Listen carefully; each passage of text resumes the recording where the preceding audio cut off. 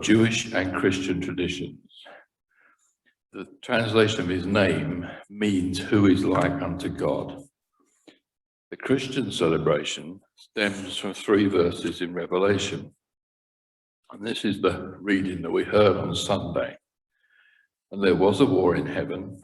Michael and his angels fought against the dragon, and the dragon fought, and his angels prevailed not. Neither was their place any more in heaven. And the great dragon was cast out, that old serpent called the devil and Satan, which deceiveth the whole world. He was cast out into the earth, and his angels were cast out with him. So that, in a sense, is our focus of what we seem to believe.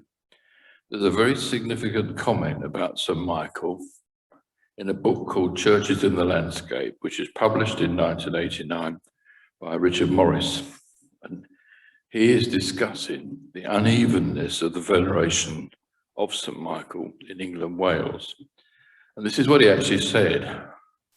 If Michael had actually lived, an explanation could be sought in the presence of his relics at certain places and the influence of such cult centres upon lesser churches in their hinterland or in their direct possession. But in an age which set great store by the physical remains of saints, Michael stands out as one who had led, and in the medieval mind continued to lead, an excarnate existence. Heavy concentrations of dedications to him cannot therefore be accounted for in ordinary hagiographical terms. Now, out of that passage, I'll just pick out that one phrase about St. Michael having an excarnate existence. I think it's the first time in my 75 years that I've actually ever used that word. In fact, I think I only found out about it about 2 months ago. I knew about incarnate, but not excarnate. Now, I should have said at the beginning that my text it will be available to anybody who wants it afterwards, because I will go around in levels, and you might say in circles. And there's a complicated argument here, and you may want to think about it afterwards as well.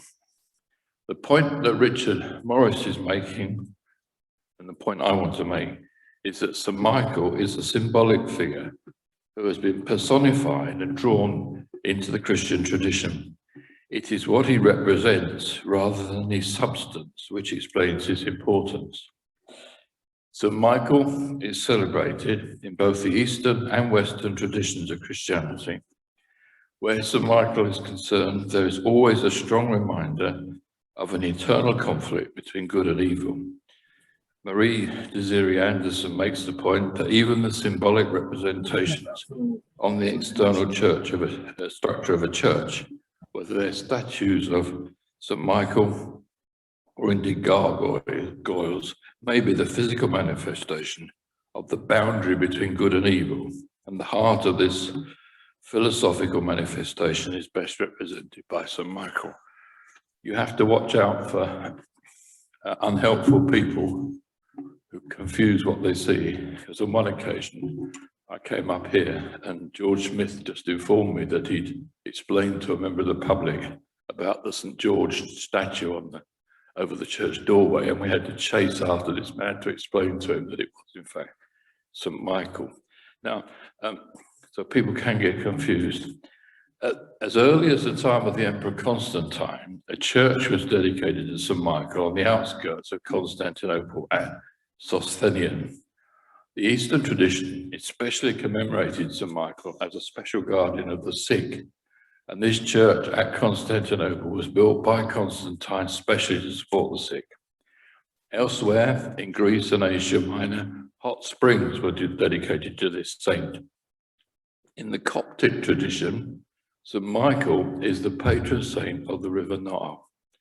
And that has given rise to a particular celebration of St. Michael in Ethiopia on the 19th of June. Senai Michael, probably not pronouncing that correctly, at Lalibela, centres around the tomb of the same king, Lalibela, who was buried there in its church in 1221. So we've already beginning to identify the extent of the celebration or commemoration of St. Michael. There is a link in Egypt with an earlier faith system. In the Egyptian Book of the Dead, weighing souls before Osiris takes place. And subsequently, in Egypt, the Coptic Church has paid particular reverence, high reverence to St. Michael as the escort of departed souls and the holder of the balance.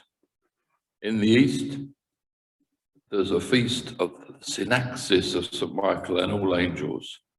And that means a synod of angels, which is celebrated on the 8th of November in the Greek, Syrian, and Coptic traditions. So we're still spreading out where he's venerated. In the traditions of the Western Church, St. Michael is honoured, as in the Book of Revelation, as the captain of the heavenly host and the protector of Christians generally and soldiers in particular.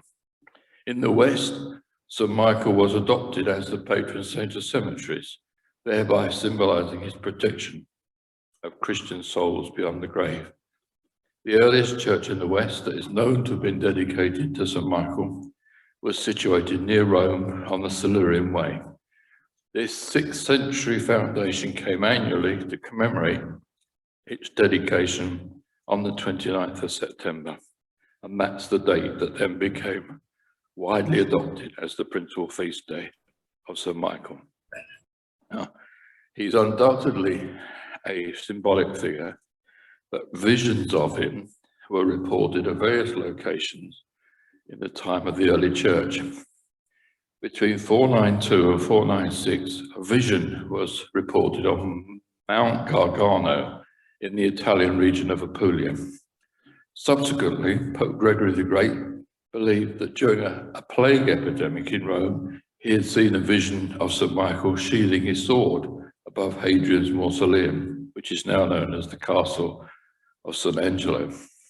In 707, Bishop Aubert of Orange fell asleep at a location known as the Rocher de la Tombe and saw a vision of St. Michael, and immediately set about constructing a church in his honour. In the 10th century, this was rebuilt as a Benedictine abbey, which we now know as Mont Saint-Michel. This legend has led to other visions, such as at St. Michael's Mount in Cornwall and at Stamberg above Stuttgart in Germany. It is the stimulus of all these visions, all seen on hilltops and mountains, that has created the observable pattern of many St. Michael dedications being associated with hilltops and other elevated sites. This pattern was so pronounced that in the 17th century, the topographer John Aubrey actually commented on the regularity of the pattern. The reason I mention that is that Aubrey is operating in an era before anybody's classifying information. There's no encyclopedias, there's no social media. Aubrey was moving about and spotting that these things were on elevated ground. Now, it just so happens I was speaking about this on Sunday at Hampstead Ribware, and I made a list for their benefit, just to prove my point. In North Derbyshire, if you go to Hathersage, which is where, very importantly, little John is buried, Hathersage is a St. Michael church on elevated ground. The two other main St. Michael churches in Staffordshire, Penkridge and Stone, are on elevated sites.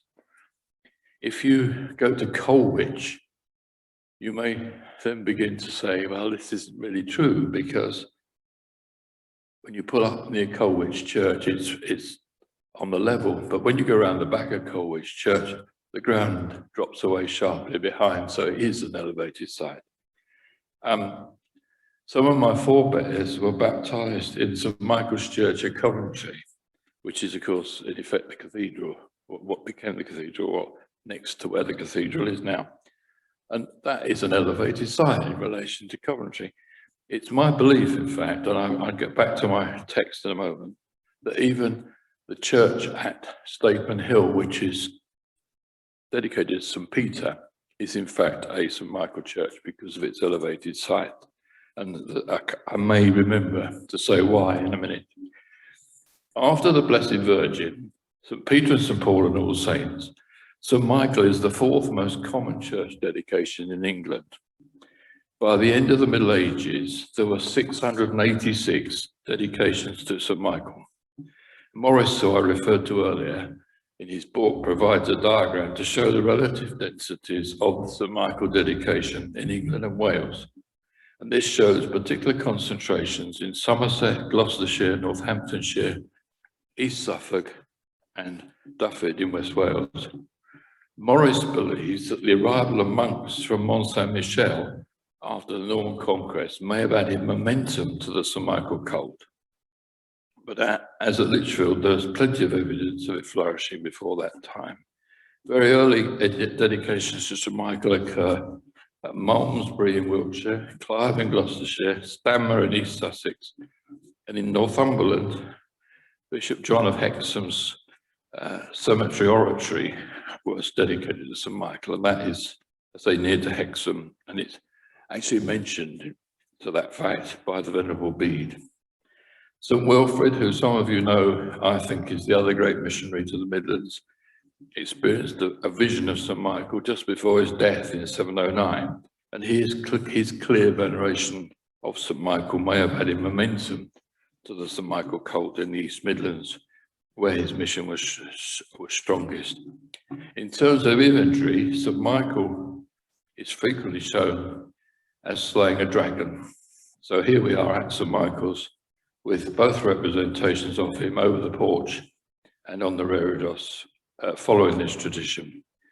Now, Mary Sharp, in her book, depicts the European artistic pattern as represented St. Michael, quote, in armour with sword, standing over or fighting with a dragon, or with scales.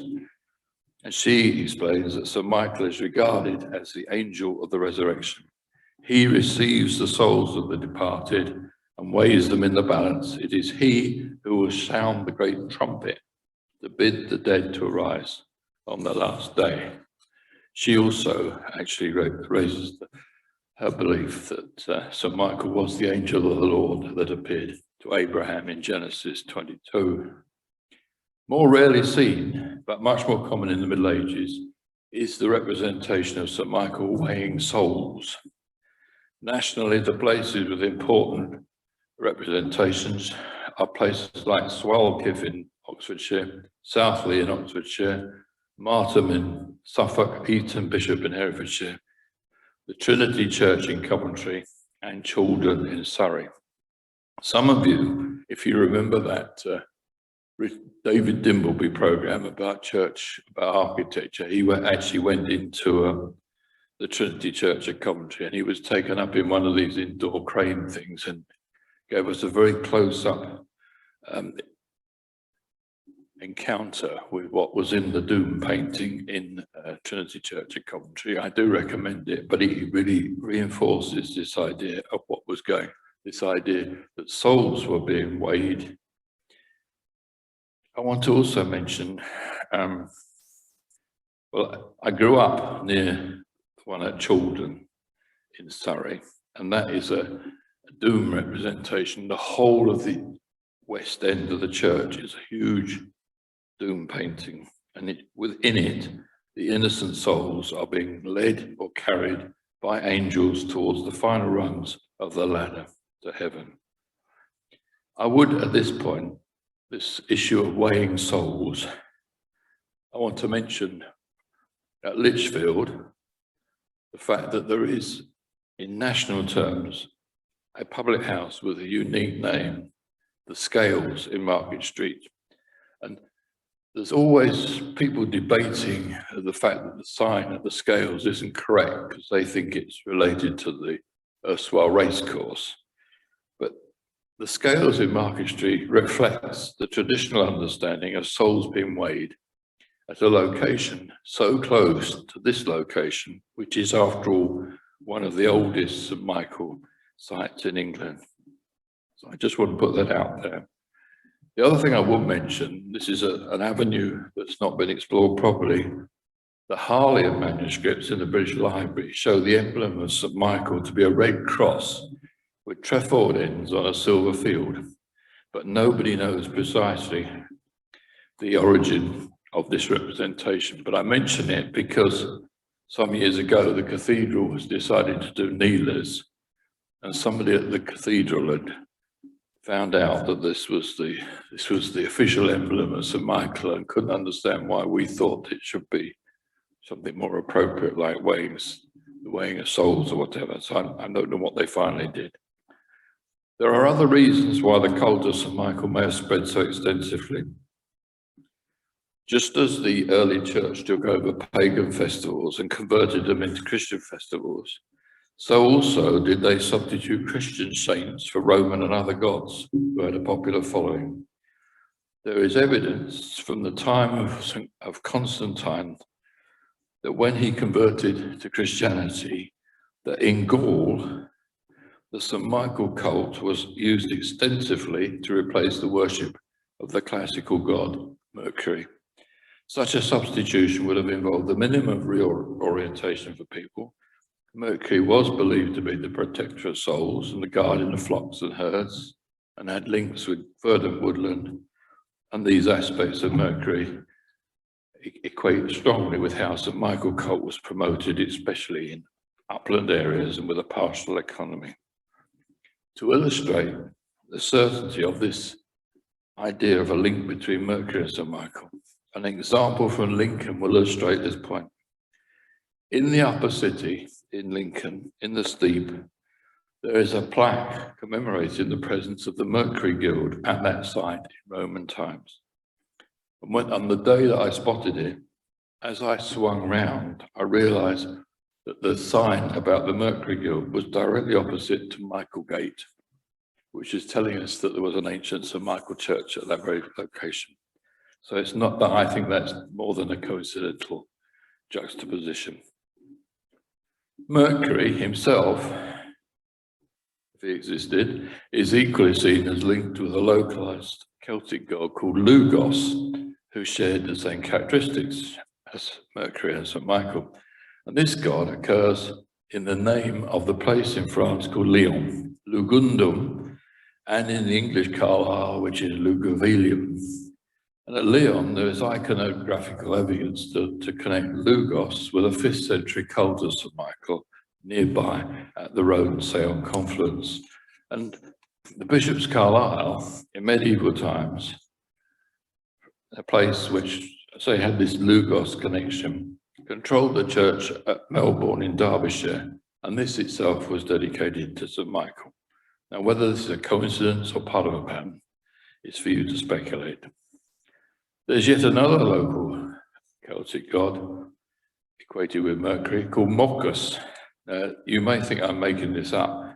The name occurs at Langres in France. To any foreign language teacher present, I must apologize for my pronunciation, but I speak French like Edward Heath used to. The name translates as pig. Moccus occurs in an English place name at Moccas in Herefordshire. And in the 12th century, it was spelled Mokros, M-O-C-H-R-O-S, which was translated as moor for swine. And at the same time, it was also translated as locus porcorum, for those of you who study Latin. And a Welsh immigrant to Hampstead River on Sunday told me that the Welsh for swine is in fact Mokros. Whether that's true, I don't know. What is quite remarkable is this church at Moccas is dedicated to St. Michael. It's an ancient Christian site which can be dated to 620. I mean, that barely after St. Augustine arrived. So this research I'm referring to, linking St. Michael, Mercury, Lugos and Moccas, is drawn from Richard Morris's research. It provides an extra layer of possibilities for interpreting the presence of early St. Michael dedications in England. Now, for example, also in considering the link between the Roman settlement of Wall and the historic site here on the Green Hill, when the Roman Empire officially adopted Christianity, one of the consequences was the abolition of the worship of a variety of classical gods. As I've said before, St. Michael replaced Mercury. So Roman citizens, soldiers and others will have carried this new awareness with them to the farthest reaches of the empire. And the point you need to know, if you didn't already, is that the positioning of Roman soldiers was usually in direct juxtaposition of where they came from. So the Roman soldiers that arrived here may well have come from the farthest reaches of Asia Minor. But the idea was you sent the soldiers to places where they were not familiar. So the Christians in the Roman army will have known about the link between St. Michael and these things. It's conceivable that the awareness of St. Michael as a patron of cemeteries, flocks and herds and verdant places could have reached Wall in the 4th century. Indeed, we know that there were Christians at Wall because the Cairo bowl that was discovered there, which is actually 100 or so years earlier, indicates there were Christians there. And if the traditional belief that the Green Hill at Lichfield was the burial ground for Wall, then that links the whole thing to do with St. Michael and cemeteries. The Green Hill site is elevated. It's an ancient cemetery with a speculation of the links between the Roman settlement and the Green Hill. The fact that Christian Roman soldiers would have venerated St. Michael reinforces that link. It's supported by the fact, as I said already, that they might have come from the east.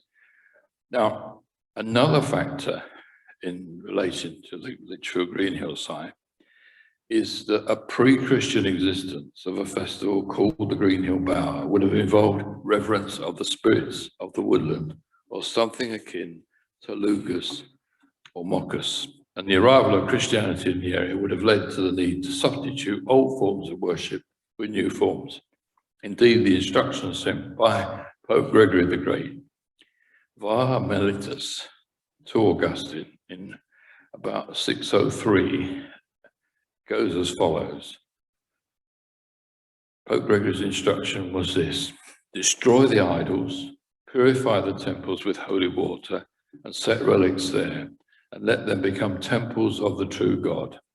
So the people will have no need to change their place of concourse, and where of old they were wont to sacrifice cattle to demons, thither let them continue to resort on the day of the saint to whom the church is dedicated, and slay their beasts no longer as a sacrifice, but for a social meal in honor of him who they now worship. Now, this is the message from Pope Gregory, our Archbishop Augustine, and it's carried by Mellitus, who ultimately was certainly the Bishop of London. In other words, there was a conscious intention on the part of the Pope to try and promote continuity while ensuring that the entirely new focus for faith was introduced. So Lichfield Green Hill site had been the focus of ancient worship and festival, and so perhaps in stages, both of these trends continued to be apparent.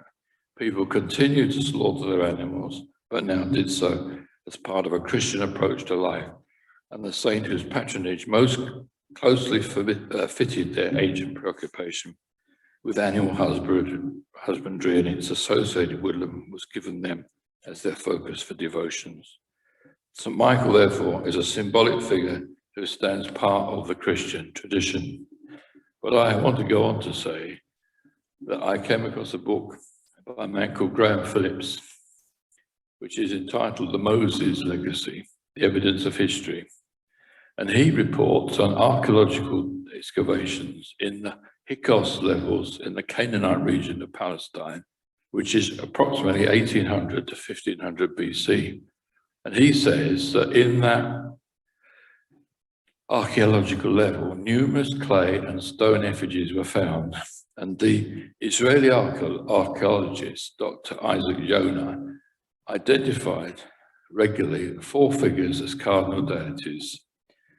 These 4 figures kept appearing, and he says they might have been celestial guardians. 3 had animal forms, ox, lion, and eagle, and the 4th was human. Sometimes they appeared as 4 sides to one item. Phillips argues that these 4 cardinal deities are reflected in Ezekiel 1:10, where there is a prospect of a visit by a four-winged angel, a four-winged messenger of God. These discoveries are in the area of Shechem, where Genesis tells us was where the Hebrews lived before they migrated to Egypt. Phillips argues that these four archangels may originally have been the four chief Hebrew gods in the polytheistic era before the captivity. And that on their return from Egypt, at which point they had become monotheistic people, the followers of Yahweh, these ancient gods were absorbed into Judaism as archangels, much as the Romans later on, in effect, repurposed most of their gods as saints.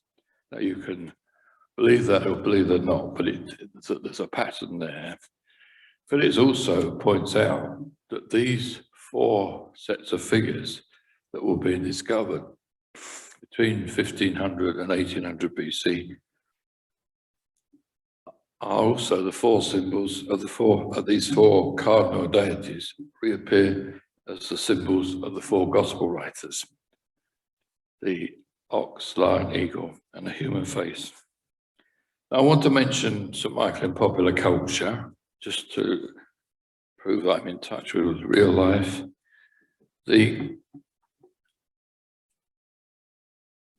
American Negro spiritual song, Michael row the boat ashore, hallelujah, is the point I would make. It incorporates the very old tradition as Michael as the receiver of the souls of the dead.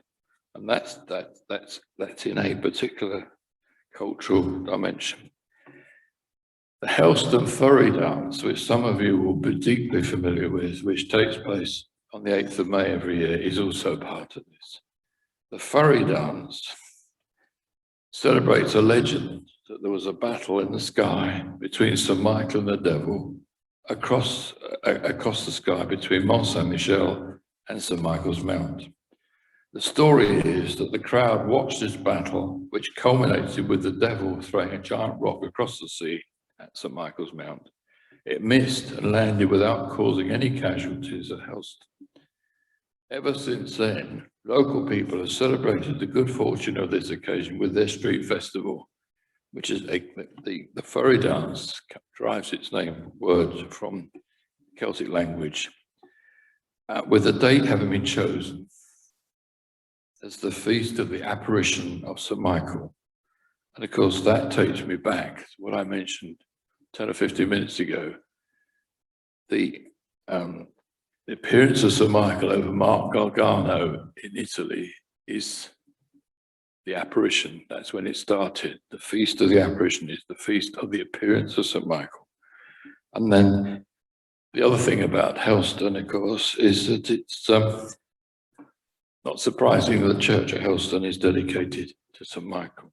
And of course, this Helston event it crops up every so often when a new BBC journalist remembers that it happens every so often and they take the cameras down there. Now, there's one other cultural thing I wanted to mention. In rural areas, there is a popular understanding that blackberries need to be harvested before St. Michael's Day on the 29th of September. Otherwise, they will be damaged in some way as to make them inedible by the devil.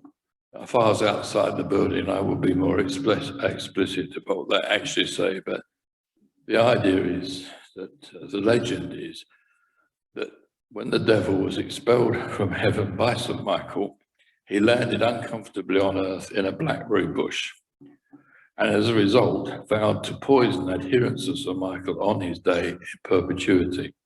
Now, it doesn't matter that this is a story, this is a matter of popular understanding. And the evidence of just how firmly this rooted notion can be evidenced by the Nottinghamshire version of the story, which sets the date as the 10th of October, which is known by many, but fewer by the years go by, as Old St. Michael's Day, because the calendar change of 1752 took 11 days out. And on that date, things that had previously happened on the 29th of September moved to the 10th of October. And so that's the natural calendar that's referring to. And it means that when they changed the date, as it were, in Nottinghamshire, this whole cycle proves that there's some dietary significance to this event, because otherwise they wouldn't be so fussed about making sure they got their blackberries picked before the devil turned up. I've got one more piece of news for you, which is, because I'm not very good at this, but I was on the internet.